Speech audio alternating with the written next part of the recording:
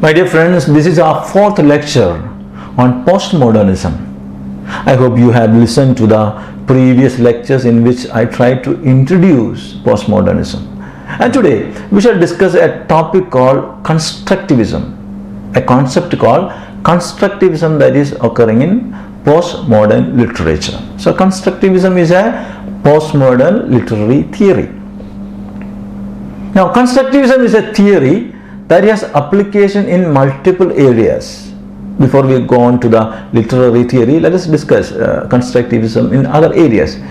It is an international relations theory, IR theory, international relations theory, that is concerned with identities and social practices in international systems. Now this theory would state that there is nothing natural, there is nothing given or inevitable about social practices. So there is nothing natural. Everything is socially constructed. Everything is constructed. The often quoted example is the currency that each of us carry in our wallet. And this example is given by Nicholas J. Wheeler of the University of Birmingham. Now, the currency that we carry in our wallet is nothing but a piece of paper and ink. Piece of paper and ink. It has no intrinsic value in itself. The currency has no intrinsic value in itself. What gives it internal value is the collective meaning that is given to the paper and ink, the meaning that is given to it. In the same way, how persons are acting in a particular way in society is because of the social practices in which we are embedded. The meaning, the social meaning is constructed. There is nothing natural, there is nothing given, everything is constructed. So constructivism, nothing that is natural, everything is made up. Now we have heard about classroom constructivism. What is classroom constructivism? It is the constructivist view of learning. Now, constructivist learning encourages the students to use active techniques like experiments, real world problems, etc., to create more knowledge and then to reflect on and talk about what they are doing, how their understanding are changing. So by questioning themselves, by questioning their strategies, the students in constructivist classroom ideally become expert learners. They construct their own knowledge. So constructivism is a learning theory that equates learning with creating knowledge. So creating meaning from experiences. So you are constructing your own meaning and knowledge from experience. So learning is more meaningful to students when they are able to interact with a problem, when they are able to construct knowledge based on their experience. So constructivism learning is creating knowledge or constructing knowledge from experience. Now constructivism is a theory that is based on observation and scientific study about how people learn. So this is classroom constructivism. The main proponent of the constructivist learning theory is Jean Piaget or Jean Piaget. He would state that the two key components which create the construction of an individual's new knowledge, the construction of an individual's knowledge, the two key factors that will influence the construction of knowledge are accommodation and assimilation. So now we shall see something about constructivist literary theory. This is important part of this lecture, constructivist literary theory. Now what does the constructivist theory state? What does it state? The constructivist theory states that people construct their own understanding and knowledge of the world through experiencing things and working on that experience. So people construct their own understanding, people construct their own knowledge based on experiences. Now when we encounter something new, some new knowledge, then we have to reconcile with it with our previous ideas and experiences. There is something in our mind, so we are encountering something new. Now when we encounter something new, we will either change our belief, what is in our mind, or we will discard the new information. So when we encounter something new, there is something in our mind, either we will change what is in our mind or we will discard the new information as irrelevant. In any case, we are active creators of our knowledge. The important point is this: we are constructing our knowledge. We are active creators of our knowledge. Constructivism is considered as a critique of realism. Realism, you know what is realism?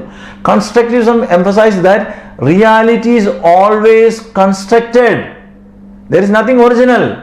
Reality is always constructed and subject to the observer's standpoint.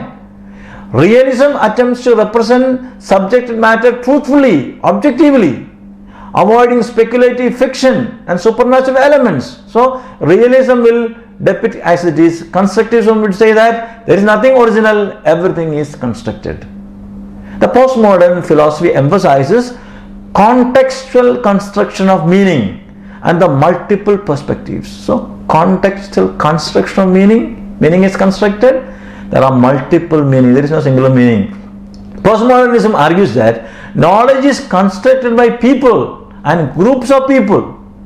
The reality has multiple perspectives. Everything is ideologically constructed. It is meaningless to state that I am this or that. It is meaningless to say I am this or that. But one should say I am made to think that I am this or that. So everything is constructed. There is nothing objective. There is nothing original. There is nothing natural. Now postmodernism considers media to be a great deal responsible for constructing our identities, constructing our everyday realities. Now there are many types of constructivism. So having discussed the basic ideas of constructivism, we shall see the different types of constructivism. The first type of constructivism is known as radical constructivism. Now what is radical constructivism? Radical constructivism argues that all knowledge depends upon the structure of the knower. Knowledge depends upon the structure of the knower. The subject and object are the constructions of the observer, and not independently existing realities. Subject, object, knowledge, everything is the construction of the observer, the structure of the observer. The second type of constructivism is known as social constructivism. Now, this social constructivism emphasizes how meaning and understanding grows out of social encounters. We gain knowledge, we gain meaning out of our social encounters. That is social constructivism. There is cultural constructivism.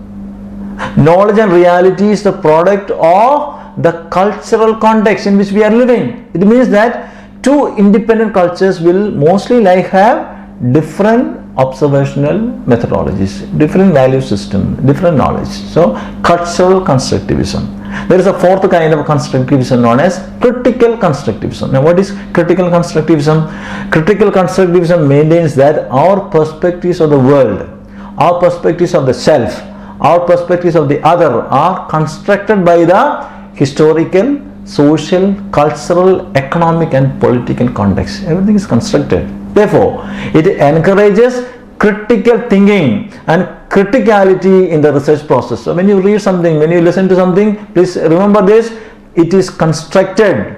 According to critical constructivists, knowledge is temporarily and culturally situated. There is nothing objective. Knowledge and phenomena are socially constructed in a dialogue between cultures, institutions and historical context. So critical constructivists maintain that historical, social, cultural and economic or political context construct our perspectives of the world, construct our perspectives of the self and construct our perspectives of the other. So everything is constructed. So my dear students, this is an important concept that is coming under postmodernism. Constructivism is questioning realism, the objectivity of things. It can raise questions about the truths that we believe. The truths are constructed. It can question the morality that we hold on to. We can say the morality is constructed. It can question our traditions and value systems. So everything is constructed. There is nothing objective. There is nothing natural. Constructivism will try to establish that everything is knowingly constructed with a purpose in view. So when we read and study and do research, please keep this in mind. The text is constructed. These theories can shake our foundational belief. Everything is constructed. There is an objectivity. So please study them critically. The theory of constructivism is also constructed. So my dear students, we are coming to the end of this lecture on constructivism. As I said, please learn this topic critically. I wish you all have a joyful learning. Hope to meet you soon with another lecture or with another concept in the next class. Thank you for your patient listening. Have a nice time.